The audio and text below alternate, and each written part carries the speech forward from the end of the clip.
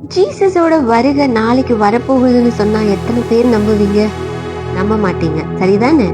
இதே போல பல வருடங்களுக்கு முன்னாடி இஸ்ரவேல் ஜனங்கள் மேசியாக்காக காத்திருந்து காத்திருந்து கடைசியா அவர் வந்தும் அவர் கூட நிக்க வேண்டியவங்க அவர் எதிரே நின்னாங்க.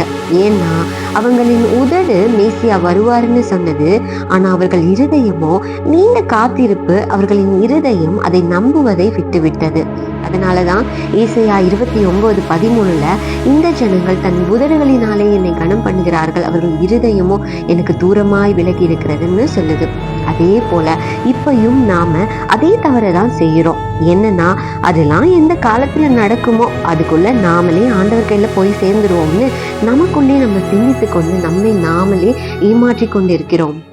எனக்கு ஒரு சொப்பனம் வந்தது. அந்த சொப்பனத்துல ஒரு பெரிய ஓப்பன் ஃபீல்டு, என்னை சுற்றி நிறைய பேர் இருக்காங்க. எல்லாரும் வானத்தையே பார்த்துட்டு இருந்தாங்க. வானத்துல இருந்து ஒரு பெரிய பெரிய மேகம், கண்ணு கெட்டிய தூரம் வரைக்கும் மேகம் தான் இருக்கு. அந்த மேகம் பூமியை நோக்கி வந்து கொண்டிருக்கு. எனக்கு கூடவே ஒரு ஷார்ப் நாய்ஸும் கேட்டது. ரொம்ப மெலிதான சத்தம். அந்த மேகம் பூமியை நோக்கி வர வர, பூமியை நோக்கி கிட்ட வர வர அந்த சத்தமும் கிராஜுவலா இன்க்ரீஸ் ஆச்சு. கடைசியா அந்த மேகம் பூமியை மோதி உடனே கலைஞ்சு போயிடுச்சு. அந்த சத்தமும் நின்று போயிடுச்சு. ஜனங்கள் எல்லாரும் ரொம்ப பயந்து இங்கேயும் அங்கேயும் ஓடுறாங்க. அந்த பதட்டத்தை நான் தூக்கத்துல இருந்து எழுந்திருச்சு கூட என்னால ரொம்ப அதிகமா உணர முடிஞ்சுது. அடுத்து ஜனங்கள் எல்லாரும் இங்கேயும் அங்கேயும் ஓடுறாங்க. அவங்க ஓடும் பொழுதுதான் என்னால ஒரு விஷயத்த பார்க்க முடிஞ்சுது. அதாவது அந்த ஓப்பன் ஃபீல்டு சொன்னேன் இல்லையா, அந்த ஃபீல்ட சுத்தி ஒரு பெரிய ஒரு ரொம்ப உயரமான ஒரு ஒரு வால் வந்து இருந்துச்சு. ஸோ ஜனங்கள் யாரும் அந்த இடத்தை தாண்டி வெளியில போக முடியாது. அந்த ஜனங்கள் எல்லாரும் என்ன பண்றாங்கன்னா அந்த வாலுக்கான கதவை தேடி அலைஞ்சாங்க. கூட நானும் போனேன். கடைசியா ஒரு சின்ன கதவை கண்டுபிடிச்சாங்க. அந்த கதவை வந்து திறந்து வெளியில போகும் பொழுது ஒரு 8-9 அடி இருக்கும். அந்த உயரமான ஒரு மனிதர்கள், பாக்குறதுக்கு மனிதர்கள், ஆனா அவங்க மனிதர்கள் இல்ல, அவங்க எல்லாருமே வந்து ஒரு ரோபாட்ஸ். அந்த ரோபாட்ஸ் எல்லாரும் என்ன சொல்றாங்க, நீங்க யாரும் வெளியில போக முடியாது. அந்த ரோபாட்ஸ் எல்லாரும் என்ன சொல்றாங்க, நீங்க யாரும் வெளியில போக முடியாது, எல்லாரும் உள்ள போங்க உள்ள போங்கன்னு எங்களை உள்ள அனுப்பிச்சிடுறாங்க. உள்ள அனுப்பிச்சிட்டு எல்லாரையும், இந்த ஜனங்கள் எல்லாரையும் லைன் லைனா, நல்ல ஒரு டிஸ்டன்ஸ்ல ஒரு லைன் லைனா அவங்கள வந்து உட்கார வைக்கிறாங்க. நான் வந்து லைன்ல உட்காரல. அப்ப வந்து முன்னாடி இருந்த அந்த லீட் ரோபாட் என்ன சொல்லுது, இங்க சைட்ல இருந்த இன்னொரு ரோபாட் கிட்ட அங்க யாரோ ஒருத்தர் வந்து அங்க லைன்ல இல்ல, அவங்கள லைன்ல உட்கார வைக்கும்படியா சொல்லுது. உடனே இந்த சைட்ல இருந்த ரோபாட் வந்து என்ன வந்து நீ லைன்ல போய் உட்காரு அப்படின்னு சொல்லுச்சு. உடனே நானும் லைன்ல உட்காந்துட்டேன். நான் யோசிச்சேன், எப்படி இவங்க வந்து நான் லைன்ல உட்காரலன்றத அங்க இருந்து கண்டுபிடிச்சாங்க. ஏன்னா ரொம்ப பெரிய கூட்டம் அது. அந்த கூட்டத்துல நான் பின்னாடி இருக்கேன். என்ன எப்படி அவங்க கண்டுபிடிச்சாங்கன்னு நினைக்கும் போதுதான் அந்த லீட் ரோபாட் இருக்காங்கல்ல, அவங்களுக்கு முன்னாடி ஒரு பெரிய டிஜிட்டல் ஸ்கிரீன் இருக்கு, ரொம்ப பெருசு. அந்த டிஜிட்டல் ஸ்கிரீன்ல மனுஷர்கள் எல்லாருமே வந்து பாக்ஸா இருக்காங்க. மனுஷங்க மூவ் ஆகும் போது அந்த பாக்ஸும் மூவ் ஆகுது. ஸோ என்ன எப்படி கண்டுபிடிச்சாங்கன்னா, நான் வந்து லைன்ல இல்லாதப்ப அந்த பாக்ஸ் மட்டும் ரெட் கலர்ல இருக்கு. ஸோ ரெட் கலர்ல இருக்கிறவங்க எல்லாம் லைன்ல இல்லாதவங்க, அவங்க பேச்ச கேட்காதவங்க. ஸோ அந்த மாதிரி மீன் ஆகுது. அடுத்து என்ன ஆகுதுன்னா, நானும் என் குடும்பமும் எப்படியாச்சும் இந்த இடத்த விட்டு தப்பிச்சிடணும்னு சொல்லிடுறதுக்காக நாங்க ஓடுறோம். ஓடிட்டு இருக்கும் போது நாங்க பார்டர் கிட்ட வந்துட்டோம். பார்டர்ல வந்துட்டு ஒரு கதவு இருக்கு. அந்த கதவை திறந்தா அந்த சுவரை தாண்டி நாங்க வெளியில போயிடலாம். ஆனா அந்த பார்டர் பக்கத்திலேயே ஒரு 2 ஹியூமன் சோல்ஜர்ஸ் நான் பார்த்தேன். ஒரு நார்மல் ஹைட்ல, ஆனா அவங்க ஹியூமன்ஸ். அவங்க ஆர்மி ட்ரெஸ் எல்லாம் போட்டிருக்காங்க. அந்த 2 சோல்ஜர்ஸ்ல வந்து ஒரு சோல்ஜர் வந்து ரொம்ப ரூடா, ரொம்ப வந்து கோவமா, ரொம்ப கடினமான ஒரு முகபாவனைகளை வச்சுட்டு இருந்தாரு. இன்னொருத்தர் வந்து ரொம்ப காமா, ரொம்ப சாஃப்டா இருந்தாரு. நாங்க இந்த மாதிரி கேட்கிறோம், எங்களை விட்டுடுங்க ப்ளீஸ், நாங்க போயிடுறோம் அப்படின்னு நாங்க கேட்கிறோம். கேட்கும் பொழுது அந்த ரூடா இருந்த அந்த சோல்ஜர் வந்து அதெல்லாம் முடியாது, உள்ள போங்க, நீங்க யாரும் வெளியில போகிறதுக்கு உங்களுக்கு ரைட்ஸ் கிடையாது, போங்க உள்ள அப்படின்னு எங்களை உள்ள போக சொல்றாங்க. ஆனா அந்த இன்னொரு சோல்ஜர் வந்து பரவாயில்ல இருக்கட்டும் விடு, அவங்க போகட்டும், அவங்கள விட்டுடுன்னு சொல்லிட்டு அந்த இன்னொரு சோல்ஜர் சொல்றான். சொன்ன உடனே இந்த ரூடா இருந்த சோல்ஜரும் என்ன ஆகுறான்னா கொஞ்சம் அமைதலாயிட்டான். அவன் எங்களை போகணும்னு சொல்லல, எங்களை போக வேண்டாம்னு சொல்லல. அந்த மேகம், வானத்துல இருந்து வந்த மேகம் வந்து எனக்கு எதை ஞாபகப்படுத்துதுன்னா 1 தெசலோனியன்ஸ்ல வந்து 4ஆம் அதிகாரம் 16-17, ஏனெனில் கர்த்தர் தாமே ஆரவாரத்தோடும் பிரதான தூதனுடைய சத்தத்தோடும் தெய்வ எக்காலத்தோடும் வானத்திலிருந்து இறங்கி வருவார். அப்பொழுது கிறிஸ்துவுக்குள் மரித்தவர்கள் முதலாவது எழுந்திருப்பார்கள். பின்பு உயிரோடு இருக்கும் நாமும் கர்த்தருக்கு எதிர்கொண்டு போக மேகங்கள் மேல் அவர்களோடு கூட ஆகாயத்தில் எடுத்துக்கொள்ளப்படுவோம். இவ்விதமாய் எப்பொழுதும் கர்த்தருடனே கூட இருப்போம்.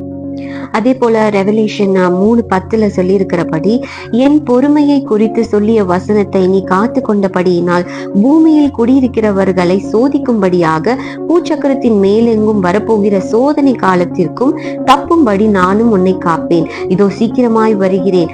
ஒருவனும் உன் கிரீடத்தை எடுத்துக்கொள்ளாதபடிக்கு உனக்குள்ளதை பற்றி கொண்டிரு. சோ இந்த வசனங்கள் எல்லாம் கர்த்தருடைய வருகை குறித்ததான காரியங்களை பற்றி சொல்லியிருக்கு. அதே போல அந்த ஜெயண்ட் ஹியூமன் லைக் ரோபோட்ஸை பார்க்கும் பொழுது எனக்கு வந்து தாவீதின் காலத்துல இந்த கோலியாத்தும் தாவீதின் யுத்தம் வந்து எனக்கு ஞாபகம் வருது. இந்த கோலியாத் வந்து அவங்க வந்துட்டு நார்மல் ஹியூமன்ஸ் கிடையாது. அவங்க வந்து half humans and half fallen angels. அவங்க அதனாலதான் அவங்க பிறக்கும் பொழுது அரக்கர்களாக பிறந்ததா வேதம் சொல்லுது. அதே போல நான் இந்த கனவுல பார்த்த இந்த ஹியூமன் லைக் ரோபோட்ஸும் வந்து அவங்க வந்து சைஸ் வந்து நல்ல ஜெயண்ட் மாதிரி இருக்கிறாங்க. அவங்க பாக்குறதுக்கு மனுஷன் மாதிரி இருக்கிறாங்க. ஆனா ஆக்சுவலி அவங்க மனுஷங்க கிடையாது, அவங்க ரோபாட்ஸ். ஏன் அந்தி கிறிஸ்து ரோபாட்ஸ்களை பயன்படுத்த போகிறான்னா, ரோபாட்ஸ் வெறும் ரூல்ஸை தான் ஃபாலோ பண்ணும். அதுக்கு எமோஷன்ஸ் கிடையாது, அது சுயமா எதுவும் சிந்திக்காது. அவன் என்னத்தை ப்ரோக்ராம் பண்றானோ அது செய்யும். அது யாருக்கும் கர்டசி காட்டாது, யார் மேலேயும் எமோஷன்ஸ் வைக்காது. அதுக்கு லவ் கிடையாது, அதுக்கு ஹேட் கிடையாது, அதுக்கு எதுவுமே கிடையாது. ஜஸ்ட் கொடுக்கிற ரூல்ஸ அது ஒபே பண்ணும். அதனாலதான் அவன் ரோபாட்ஸை சூஸ் பண்ணியிருக்கிறான். அந்த பெரிய டிஜிட்டல் ஸ்கிரீன் அது அந்தி கிறிஸ்துவின் முத்திரைய சொல்லுது. ஆல்ரெடி உலகம் அந்தி கிறிஸ்துவின் ஆட்சிக்கு காத்திருக்கு. எல்லாம் அவனுக்காக ஆயத்தப்படுத்தப்பட்டிருக்கு. AI ஜெனரேஷன் ஆரம்பமாகி விட்டது. எல்லாமே நார்மலைஸ் ஆகி கொண்டிருக்கு. அவன் ஆட்சி ஆரம்பிக்கும் பொழுது அதாவது அவன் ஆட்சி ஆரம்பிக்கும் பொழுது இது எல்லாமே நடந்துச்சுன்னா ஜனங்களுக்கு அதை பத்தினதான கேள்விகள் எழும்போம், குழப்பங்கள் எழும்போம். அதனாலதான் இப்பொழுதே அதை ஆரம்பிச்சுட்டாங்க. சோ தட் வந்து இந்த மாதிரியான காரியங்களை ரொம்ப நார்மலைஸ் பண்றாங்க. நார்மலைஸ் பண்ணும்போது ஜனங்களுக்கு திடீர்னு ஒருத்தன் எழும்பி இப்படிப்பட்ட காரியங்களை வந்து ரூல்ஸா போடும் பொழுது அது பெருசா அவங்களை அஃபெக்ட் பண்ணாது. பிகாஸ் ஆல்ரெடி அதுக்கு அவங்க நார்மலைஸ் ஆயிருக்கிறாங்க. கொஞ்சம் கொஞ்சமா உலகம் ரோபோட்ஸின் ஆட்சிக்கு கொண்டு வர போறாங்க. மணில ஆரம்பிச்சு எல்லாமே டிஜிட்டல் ஆகிடுச்சு. ஏன் ஒரு டாக்ஸி ஆளே இல்ல, அந்த டாக்ஸியை நம்ம புக் பண்ணா போதும், அதுவா வந்து நம்மள பிக் பண்ணிடுது, அதுவா நம்மள டிராப் பண்ணிடுது. ஒரு மனுஷன் அங்க இருந்து நம்மள கொண்டு போகணுன்ற அவசியமே இல்ல. டாக்ஸில இருந்து எல்லாமே மணி கூட டிஜிட்டல் ஆயிடுச்சு. யாரும் இப்ப கையில பிசிக்கல் மணியை வச்சுக்கிறதே இல்ல, எல்லாமே டிஜிட்டல் தான். அவங்க வச்சிருக்கிற பெட்ஸ் கூட சில மனுஷங்க வந்து பெட்ஸுக்கு அலர்ஜியா இருக்கிறதுனால அவங்க என்ன பண்றாங்க, ரோபோட்ஸா பெட்ஸா வச்சுக்கிறாங்க. பாமர மக்கள் கூட போனை அவ்வளோ நல்லா ஹேண்டில் பண்றாங்க. கடைசியா நான் பார்த்த 2 human soldiers, one is rude and other is calm. இத மனிதனோட எமோஷனல் ஸ்டேட்டை சொல்லுது. அந்தி கிறிஸ்து will not trust people, ரைட்டா? அவன் மனுஷனை நம்ப போறது இல்ல, மனுஷனை நம்பவும் மாட்டான். ஏன்னா மனுஷன் தேவனால உண்டாக்கப்பட்டவன். எப்ப வேணா அவனோட எமோஷனல் ஸ்டேட் மாறும், அவனோட எமோஷன்ஸ் மாறும். அவன் ரொம்ப ரூடா இருக்கிற மனுஷனும் சாஃப்டா ஆக முடியும். அவனோட பிளானுக்கு அவங்க அகெயின்ஸ்டா ஆக முடியும். அதனால அவன் என்ன பண்றான், மிஷின்ஸை ட்ரஸ்ட் பண்றான். மிஷின்ஸ் அவன் கொடுக்கிற ப்ரோட்டோகால்ஸ், அவன் கொடுக்கிற ரூல்ஸை அது ஜஸ்ட் ஃபாலோ பண்ணும். we all are watchmen. சரியா நேரத்தை கணித்து விவேகமா இருப்போம்னா அவர் வருகையில கைவிடப்பட்ட கன்னிகைகளாக இல்லாம அவரோட அவர் வீட்டில பிரவேசிக்க போறவர்களா இருப்போம். கடைசி நேரத்துல எல்லா அறிகுறியும், கடைசி காலத்துக்கான எல்லா அறிகுறியும் பூமியில நடந்து கொண்டிருக்கு. ஆனா அதை கேட்டும் கேட்காதவர்கள் போல நாம காதுகளை அடைப்போம்னா லாஸ் நமக்கு தான்.